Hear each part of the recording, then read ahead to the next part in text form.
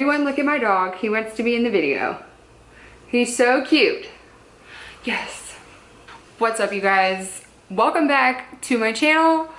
This video is gonna be a little bit different. For those of you that don't know, my name is Tara. This is my channel. I don't know what it is or what we're doing here, but we're here together. And that's all that matters. And I have Chinese food. That's what I'm gonna be doing right now. But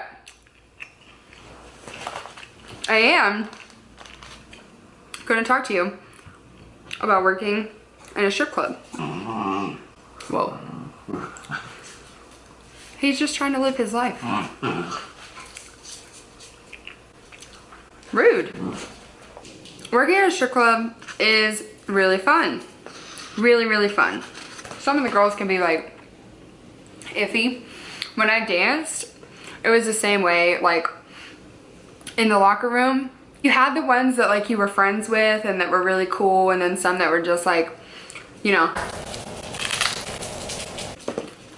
kept to themselves. Didn't really talk too much, or didn't really talk to anybody. Yeah, I would say that our club had a pretty good mix of girls, but I do know that the club I was at is a lot nicer than a lot of the strip clubs out there. Well, let me pull you down some. We're getting really in there right now. I don't know how to work my own camera. Like, that's too close. Okay. When I worked there, hold on, this hairstyle, y'all, is killing me. Wow. What up? This is me in editing. I have no other sound to cover my profanity, so you're gonna get a basketball rim noise. Should I just put it in a bun, you guys? It's kind of what I'm leaning for, because I really just don't give a shit at this point. I don't know if you can tell from my last video, but I'm lightening my hair. Should I just restart this entire video? I have too much hair down now. I feel like you can't see any of my hair. Huh. Dilemma. Should I just continue this video looking bald, or? I should just continue this video looking bald. So, back to what I was saying before I got distracted. Yes, so I was a dancer for a year, and I waitressed and bartended in the same club for a year after that. What am I talking about at this point? I don't know. You can make money stripping. That's my point. So, now that we've established that, what I'm going to tell you about is like a dynamic of the club. Every club is different. Everybody's experience is different. Thankfully, I worked at a club that was really accepting and everybody was cool. Nobody tried to spit on me or pee in my bag or like my locker or like, you know, destroy my shoes or whatever. But that stuff really does happen. So, I don't know.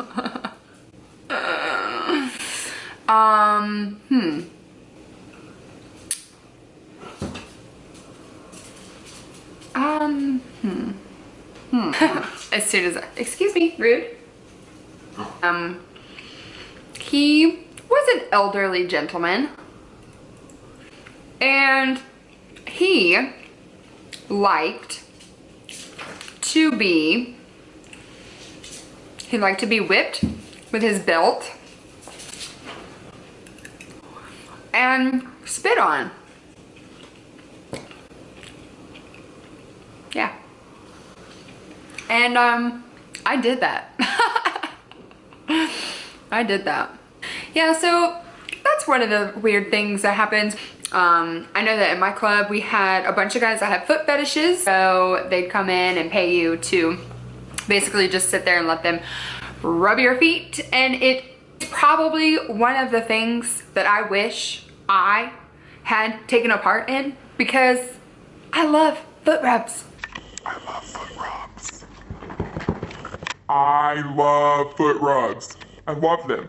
So that's one thing that I really wish I had been a part of, but I wasn't, and that's fine. There's always another time. What else? You always have the fear of like one of these strippers like crazy boyfriends coming up there. Crazy fears of one of the strippers' boyfriends like coming up there and like, I don't know, y'all, doing something crazy, because really people be doing some crazy strip club. At my club, dude, everything was really everybody was super warm and welcoming for the most part, and I never really had any threat of my safety. I've gotten so drunk at some of these tables, and we'd be like, a lot of us would just sit there and watch porn and like talk about our favorite styles of porn and like what we watched, and like it was a very open and welcoming environment, and I kind of enjoyed that because it's the one place where I feel like people don't feel awkward about things. And if you do feel awkward in a strip club, like, you're not going to a good one, because they should make you feel warmed and welcomed. At the end of the day, it's still our job. It's still their job. It's still their way of making money. So in the long run, you know, if you have a customer that's coming in there all the time, wanting to talk to you all the time and taking up all your time, and then only giving you like $20 or something, I'm not trying to be rude about it. It's just simply the fact of like, I'm here to make money, and that's time that I could have been sitting with somebody else or making money or getting a room or like honestly anything. Anyways, stories that I heard from people about strip clubs. I'm not gonna say anything, but I'm just gonna tell you some funny things that I've heard, okay?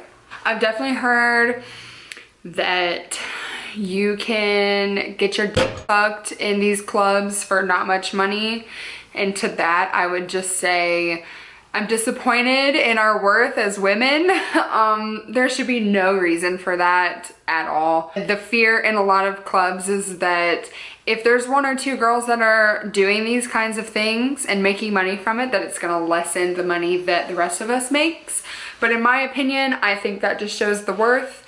A lot of guys that go into strip clubs, they don't really want you to try and sell them a or sell them, you know, room, but some do, and it's against the law to have sex in a strip club. It's against the law to prostitute like that, but I have heard that it does happen, and if it does and that's not what you want to be a part of, steer clear and you will still make money.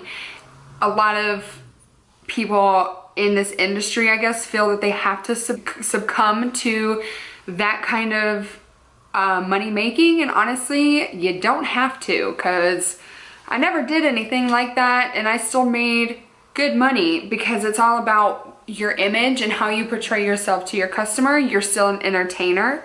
You're there to make money, not be handed money.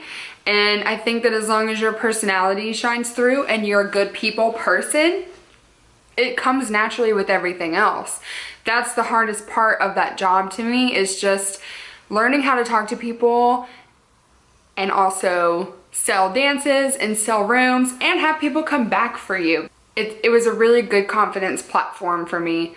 I would not be the person that I am right now if I didn't work in a strip club. It really changes your outlook on things and your time and your value.